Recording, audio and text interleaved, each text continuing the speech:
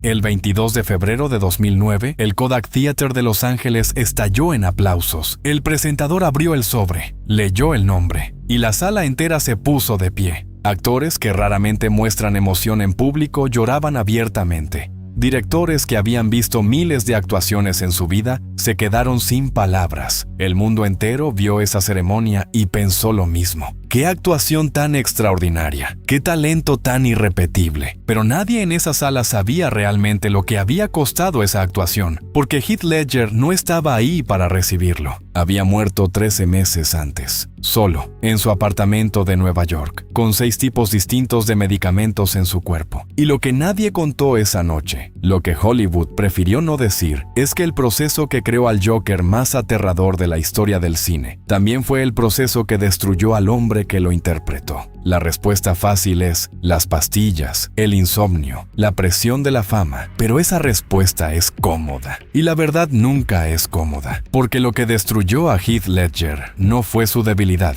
fue exactamente lo mismo que lo hizo el mejor actor de su generación. Existe una versión de Heath Ledger que el mundo conoce de memoria. El chico australiano que llegó a Hollywood con $90 en el bolsillo y se negó a convertirse en el galán que la industria quería fabricar. El actor que rechazó contratos millonarios porque prefería personajes difíciles a películas fáciles. El hombre que tomó un papel que toda su generación rechazó por miedo. Un vaquero reprimido en Brokeback Mountain, y lo convirtió en una de las actuaciones más devastadoras de la década. El artista comprometido, el padre devoto, el genio que murió demasiado joven. Esa versión es real, pero es incompleta, porque la misma industria que construyó esa imagen también necesitaba que fuera exactamente eso, una imagen, un producto, un símbolo del actor serio, del artista de verdad, del hombre que sufría por su arte, porque el sufrimiento, en Hollywood, se vende como autenticidad. Heath era el actor más interesante de su generación durante los últimos años de su vida, y en ese tiempo, nadie a su alrededor tenía incentivos reales para que bajara la intensidad, para que descansara, para que dijera, no puedo más, porque cuando Heath entregaba menos, las tomas eran simplemente buenas, y cuando Heath se destruía por dentro, las tomas eran históricas. Entonces se construyó una narrativa, la del genio indestructible, la del actor que podía con todo, la del artista que no necesitaba límites porque los límites son para los mediocres y los genios simplemente son. Y Heath, que había crecido creyendo que la única forma de hacer algo verdadero era perderse completamente en ello, se creyó esa narrativa, porque era la única que el sistema le ofrecía. Pero hay algo que los perfiles de revista no cuentan. Esa imagen que el mundo admiraba tenía un precio, y Heath lo pagó entero, solo. Para entender lo que destruyó a Heath Ledger, hay que entender cómo aprendió a actuar, no como dato biográfico, como contexto psicológico, porque la forma en que un actor construye sus personajes no solo define lo que entrega en pantalla, define cómo piensa, cómo siente, cómo reacciona cuando el trabajo lo presiona hasta el límite. Perth, Australia, 1979. Heath Andrew Ledger creció en una familia de clase media con una madre maestra y un padre que corría autos de carrera. Desde pequeño era el tipo de niño que llenaba cualquier habitación sin proponérselo. Físico, curioso, con una energía que los adultos notaban antes de que dijera una sola palabra. A los 17 años tomó una decisión que su familia no entendió del todo. Dejó la escuela, metió sus cosas en una mochila y se fue a Sydney con $90 en el bolsillo. No tenía plan, tenía certeza. Los primeros años fueron lo que siempre son para los actores jóvenes: papeles pequeños, castings rechazados, trabajos de mesero entre audición y audición. Pero Heath tenía algo que nos enseña, una presencia física que la cámara no podía ignorar, una capacidad para estar completamente presente en una escena, no actuando, sino siendo. En 1999, Hollywood lo notó. 10 Things I Hate About You lo convirtió en el chico guapo del momento. Los estudios lo querían para comedias románticas, para el molde del galán australiano que el mercado siempre necesita. Y Heath dijo que no. Una y otra vez dijo que no. Rechazó contratos millonarios. Rechazó franquicias, rechazó exactamente el tipo de carrera que cualquier actor de su edad habría firmado sin pensarlo 2 veces, porque Heath Ledger no quería ser famoso, quería ser bueno. Y aquí está la primera grieta que nadie quiso ver. Heath no aprendió a actuar, Heath aprendió a desaparecer a través de la actuación. y eso es completamente distinto. Un actor aprende técnica, distancia emocional, cómo construir un personaje sin perder de vista que es él quien lo construye. Un actor que desaparece aprende algo mucho más profundo y mucho más peligroso, que la única forma de hacer algo verdadero es dejar de ser tú mismo completamente. Esa lógica lo hizo extraordinario en pantalla y lo hizo completamente vulnerable en todo lo demás. Cuando llegó Brokeback Mountain en 2005, Heath tenía 25 años. Ang Lee le ofreció el papel de Ennis del Mar, un vaquero reprimido, silencioso, destruido por dentro, un hombre que no sabe cómo amar lo que ama. La mayoría de los actores de su generación rechazaron el papel por miedo. Heath lo aceptó sin dudar y se metió adentro de ese personaje de una forma que el equipo de producción no había visto antes. Cambió su postura, cambió su voz, cambió su forma de respirar, de moverse, de ocupar el espacio. Pasó meses construyendo a Ennis desde adentro hacia afuera, suprimiendo sus propios patrones de pensamiento y reemplazándolos con los del personaje. La actuación fue devastadora. La academia lo nominó. El mundo lo aplaudió. Pero lo que nadie vio, lo que Heath raramente mencionaba en entrevistas, es que salió de ese rodaje con una oscuridad que tardó meses en sacudirse. Una especie de resaca emocional que no tenía nombre claro, pero que estaba ahí, pesando. Lo mismo ocurrió con Candy, donde interpretó a un adicto a la heroína. Semanas después del rodaje, la oscuridad del personaje seguía adherida a él como algo que no terminaba de irse. El patrón era claro desde entonces. Heath entraba en sus personajes completamente, y cada vez que salía, salía un poco menos entero que antes. Pero nadie lo llamó por su nombre, porque en Hollywood, ese rasgo no se llama problema, se llama dedicación, y el mundo que lo admiraba nunca quiso ver esa grieta. Era más cómodo seguir viendo al genio que reconocer al hombre que se estaba rompiendo. Londres. Heath Ledger tiene 27 años y está a punto de construir el personaje más icónico de la historia del cine moderno. Christopher Nolan lo llama para hablar del Joker. Heath escucha, hace preguntas y luego pide tiempo para pensarlo, porque algo en él sabe que este personaje es diferente. El Joker no tiene origen verificable, no tiene motivaciones claras, no tiene estructura psicológica reconocible. Es el caos puro, un agente del desorden que no quiere nada excepto ver el mundo arder. Para construir a ese personaje desde adentro, Heath tendría que habitar un espacio mental que no tenía suelo. Y lo hizo de todas formas. Se encerró solo en un hotel de Londres durante 6 semanas, sin visitas, sin rutinas sociales, con un diario que él mismo llamó El Diario del Joker, un cuaderno donde escribía los pensamientos del personaje, pegaba imágenes, exploraba la lógica interna de una mente que no tenía lógica, estudiaba a Alex de la Naranja Mecánica, escuchaba a Sid Vicious, leía sobre psicopatía, practicaba la risa frente al espejo durante horas, no para que sonara bien, sino para que saliera de un lugar real, de un lugar que él mismo no podía controlar del todo. El resultado fue lo que todos conocemos, pero lo que nadie vio en esa imagen icónica es lo que había detrás. Ese mismo año, Heath Ledger no dormía, y el sistema que lo aplaudía no le preguntó por qué, porque ganaba. Y esa es la verdad que nadie quiere contar. Hay un término en psicología que describe lo que Heath hacía de forma instintiva. Se llama fusión cognitiva con el personaje. No es un diagnóstico clínico formal, es un patrón documentado en actores de método que llevan la inmersión más allá del punto donde la identidad propia y la del personaje empiezan a disolverse. No de forma dramática, no de un día para otro, sino de forma gradual, casi imperceptible, como agua filtrándose por una grieta que nadie ve hasta que la pared ya cedió. Y lo que hace que este patrón sea especialmente relevante en el caso de Heath es que el sistema que lo rodeaba no solo lo ignoró, lo incentivó activamente. Cada vez que Heath entregaba una toma desde ese lugar de inmersión total, el equipo de producción quedaba en silencio. Nolan decía, eso es. Los actores que compartían escena con él olvidaban sus líneas, no porque Heath fuera intimidante, sino porque lo que tenían enfrente no parecía un actor, parecía algo que no debería existir.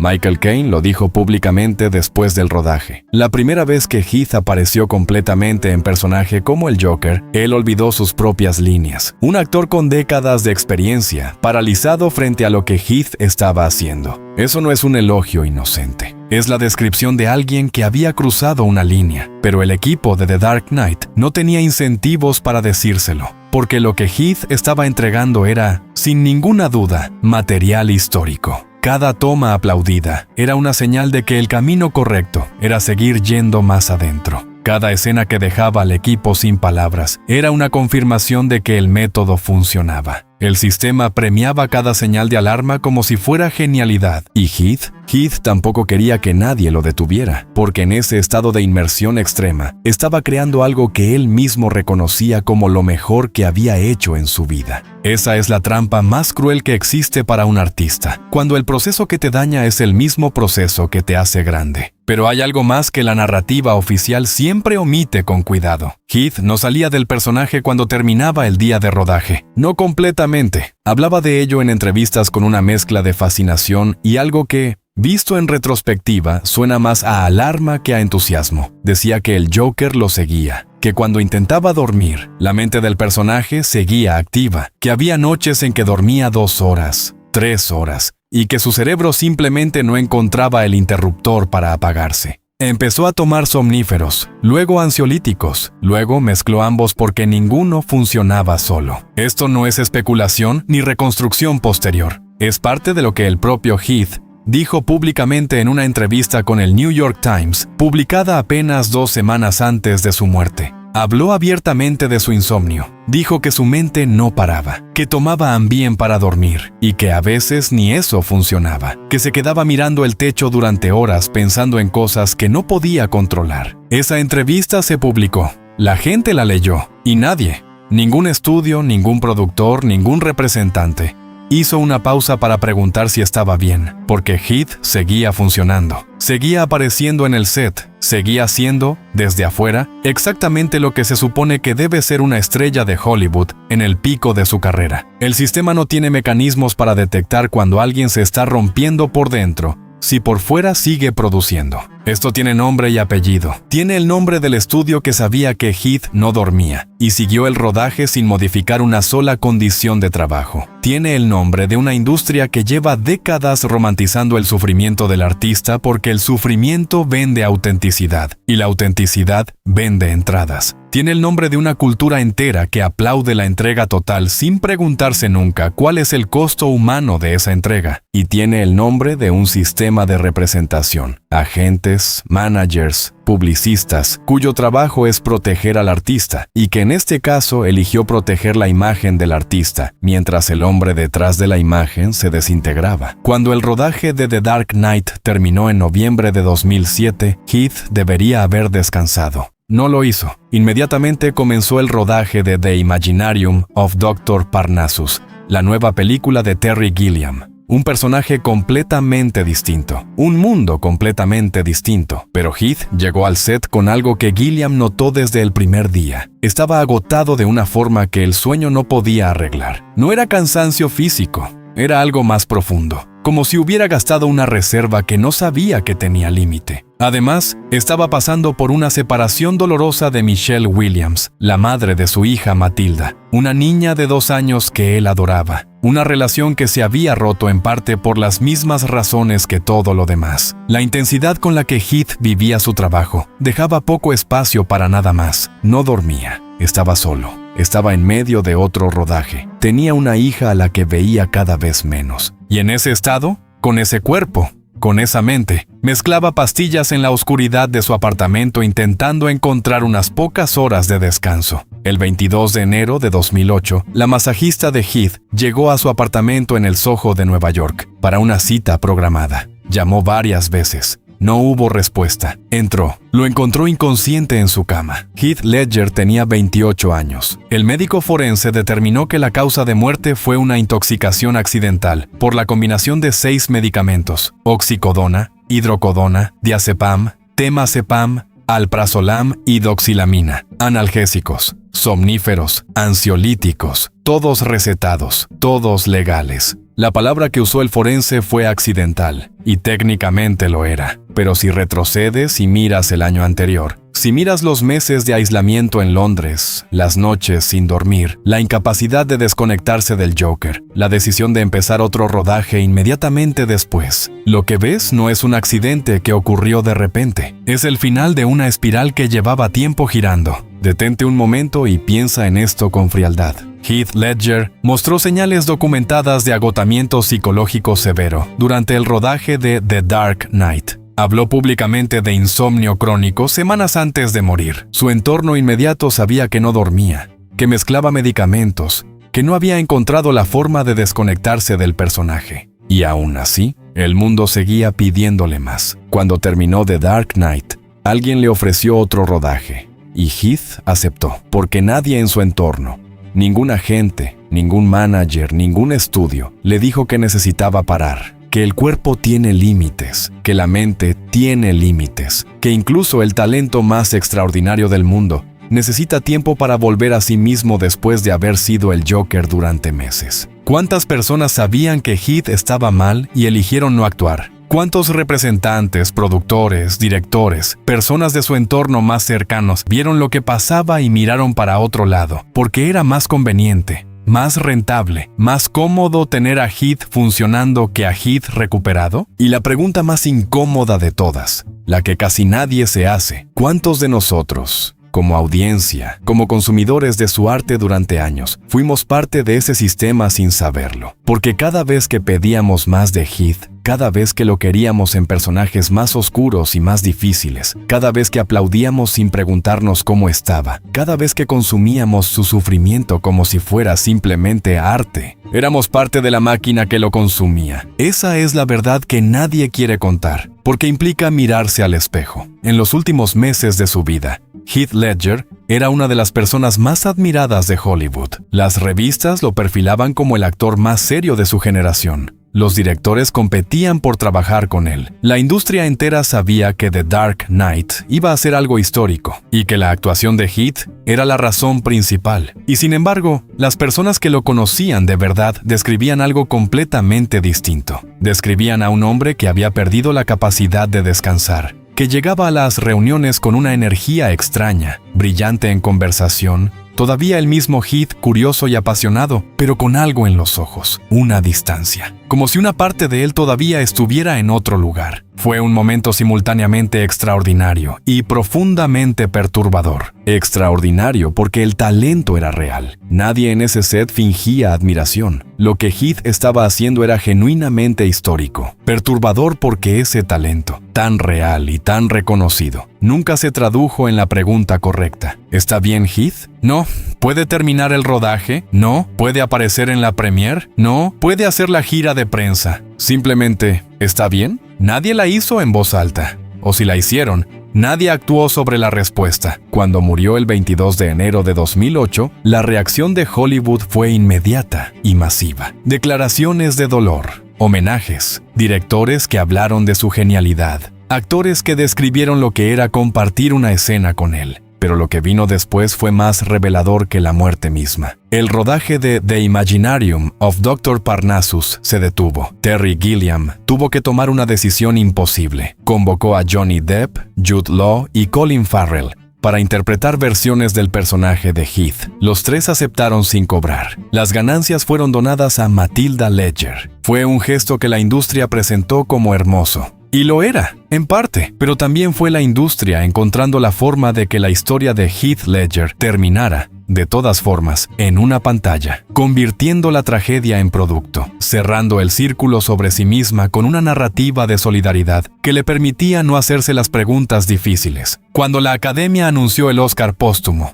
el debate fue inmediato. ¿Era un reconocimiento genuino a una actuación extraordinaria? ¿O era Hollywood absolviendo su propia conciencia? No hay una respuesta limpia. Ambas cosas pueden ser verdad al mismo tiempo, pero el aplauso de esa noche tenía algo de culpa colectiva disfrazada de celebración. La industria que no preguntó cómo estaba mientras vivía, llorando su muerte frente a las cámaras del mundo entero. Heath no murió de sus excesos. Heath murió porque en los meses más exigentes de su vida, las personas y las instituciones con la responsabilidad de cuidarlo eligieron no hacerlo. Y eso no es la historia de un genio autodestructivo que se consumió a sí mismo. Eso es la historia de un hombre que fue fallado, sistemáticamente y en múltiples momentos, por todos los sistemas que debían protegerlo, por una industria que lo usó sin cuidarlo, por un entorno que se benefició de él sin servirle, por una cultura que prefiere el mito al hombre, que prefiere la leyenda al ser humano que hay detrás. Hay una foto de Heath que muy poca gente recuerda. No es la del Joker con la pintura corrida. No es la de los Oscar con su familia recogiendo el premio. No es la de las revistas con la mirada intensa que todos asocian con él. Es una foto de un adolescente de 17 años en una estación de autobús en Sydney, con una mochila en la espalda y $90 en el bolsillo. Un chico que todavía no sabe lo que le espera, que todavía no tiene el peso del mundo sobre los hombros. Ese chico solo quería actuar. No quería ser leyenda, no quería ser producto, no quería ser el espejo en el que una industria entera proyectara su idea del genio sufriente. Quería actuar, y el mundo tomó ese deseo puro,